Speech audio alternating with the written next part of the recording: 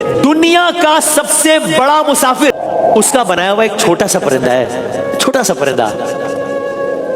इस परिंदे को आर्टिक टर्न कहते हैं ना, आर्टिक एंटार्क्टिक, आर्टिका एंटार्क्टिका। इस परिंदे को आर्टिक टर्न कहते हैं, इसका नाम है।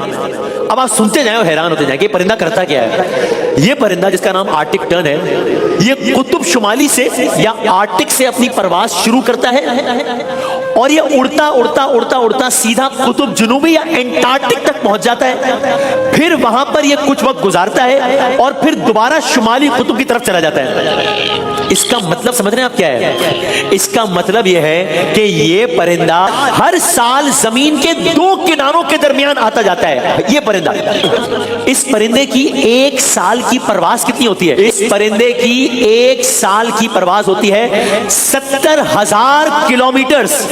यानी ये ऐसे है जैसे कोई साल में 2 बार पूरी जमीन के चक्कर लगा ले।